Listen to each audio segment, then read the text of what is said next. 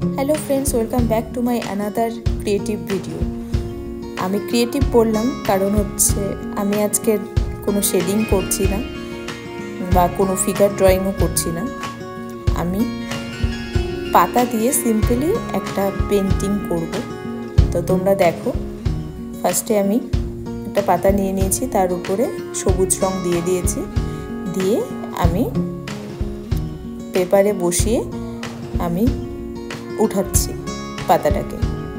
দেখতেই পাচ্ছ আমি কিভাবে করছি। একটা কাগজ নিয়ে নিয়েছি, ছোট কাগজটা দিয়ে ড্যাব ড্যাব করে তারপরে আমি উঠিয়ে দিচ্ছি। তারপরে সাইডের যে ফাঁকা ফাঁকা জায়গাগুলো আছে সেগুলোকে আমি কভার করে দিচ্ছি সবুজ রং দিয়ে। এবার আমি তুলিটাকে ভালো করে ধুয়ে নিয়ে আবারও আরেকটা পাতাতে আমি ইয়েলো কালার দিয়ে ভালো করে পাতাটাকে কভার করে নিচ্ছি।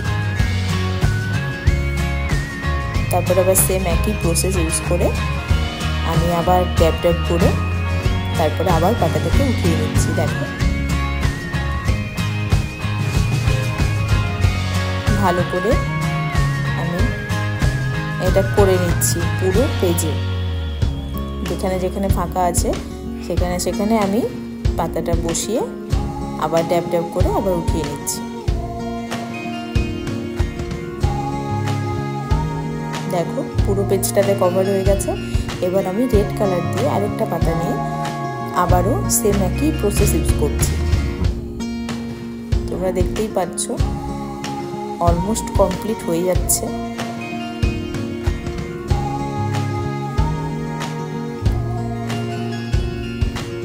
রেড কালারটা দেওয়াতে আরও বেশি ফুটে উঠেছে। তারপর ফাঁকা ফাঁকা এরিয়াগুলোতে আমি রেড কালার দিয়ে ভালো করে মিশিয়ে নিচ্ছি। এই সাইডের পোর্শনটাও করছি সেম একই প্রসেসে।